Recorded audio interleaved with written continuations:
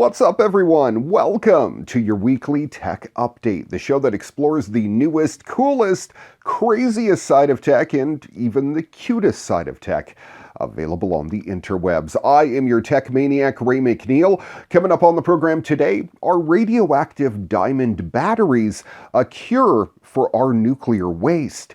Ubisoft has announced Far Cry VR. It's a 8-player VR arcade experience. And we'll wrap up the program, as always, with this week's Moment of Joy. All that and a whole lot more coming up on today's edition of your weekly tech update. Next.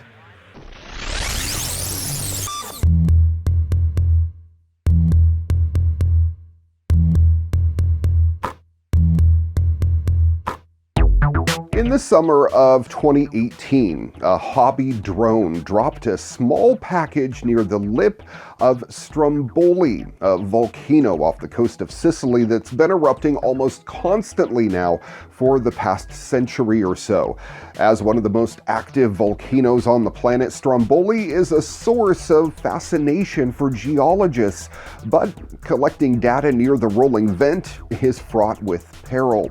So a team of researchers from the University of Bristol built a robot volcanologist and used a drone to ferry it to the top of the volcano, where it could passively monitor its every quake and quiver until it was inevitably destroyed by an eruption.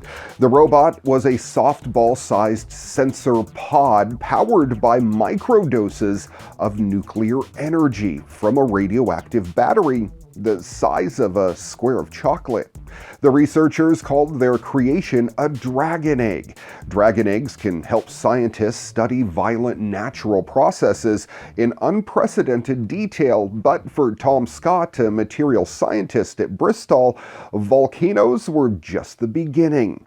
For the past few years, Scott and a small group of collaborators have been developing a souped-up version of the Dragon Egg's nuclear battery that can last for thousands of years without ever needing recharged or replaced.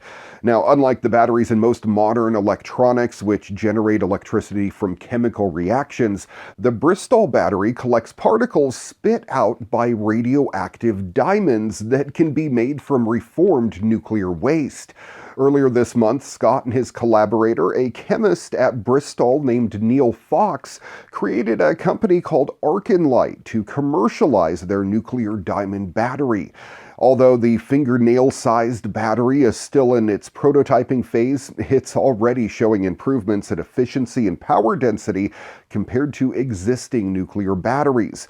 Once Scott and the Arkenlight team have refined their design, well, they'll set up a pilot facility to mass produce them. The company plans for its first commercial nuclear batteries to hit the market by 2024. Just don't expect to find them in your laptop. At least not yet.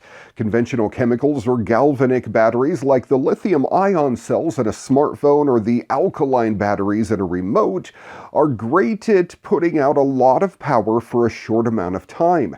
A lithium-ion battery, for instance, can only operate a few hours without a recharge, and after a few years of use, it loses a substantial fraction of its charge capacity.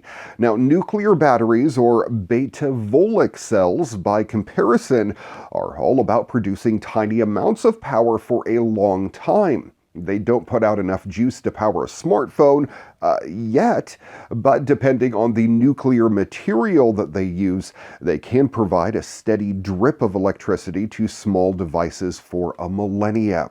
Unsurprisingly, perhaps many people don't relish the idea of having something radioactive anywhere near them, but the health risk from beta voltaics are comparable to the health risk of exit signs, which use a radioactive material called tritium to achieve their signature red glow.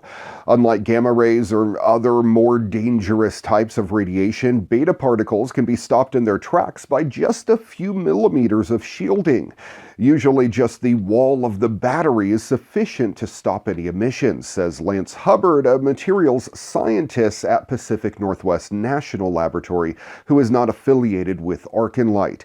The inside is hardly radioactive at all, and that makes them very safe for people. And he adds, when the nuclear battery runs out of power, it decays to a stable state, which means no leftover nuclear waste either.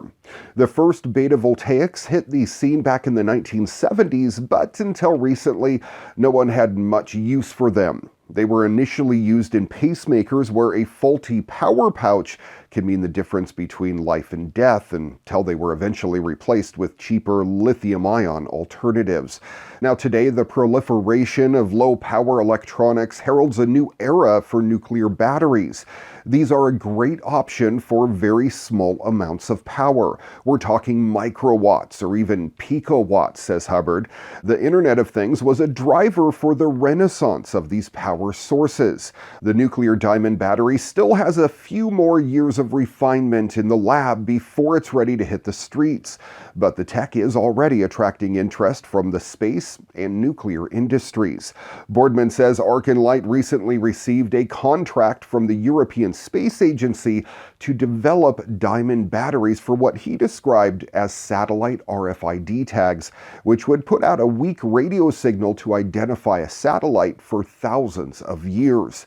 And their vision doesn't stop at nuclear batteries either. Arconlight is also in the process of developing gamma voltaic cells, which would soak up the gamma rays emitted by nuclear waste repositories and then use them to generate electricity. If the nuclear battery was once a fringe technology, it seems poised to break into the mainstream. We don't necessarily need or want all of our electronics to last for thousands of years, but when we do, we'll have a battery that keeps going and going and going and going and going. Oh, this is exciting. Ubisoft just debuted another one of its Forward events where the company previewed more upcoming titles and details on its fall lineup, including a better look at Immortals, Phoenix Rising, and the return of Scott Pilgrim vs. the World, the game, and the announcement of new games like the Prince of Persia, the Sands of Time remake, and the massively multiplayer Riders Republic. Ubisoft finally revealed more information on the upcoming Immortals Phoenix Rising, previously known as Gods and Monsters, showing off the Greek mythology-inspired world and the gameplay that looks heavily inspired by Nintendo's The Legend of Zelda Breath of the Wild. It'll be out on December 3rd on the Switch, Xbox One, PlayStation 4, PC, and we gotta add Stadia into that now as well. The 2003 classic Prince of Persia: The Sands of Time is getting a new remake, and it's coming out in 2021 for the Xbox One, PlayStation 4, and PC. Ubisoft says that it's rebuilt the game from the ground up in its modern Anvil engine, and that the remake will feature improved combat and camera controls. It'll be out on January 21st.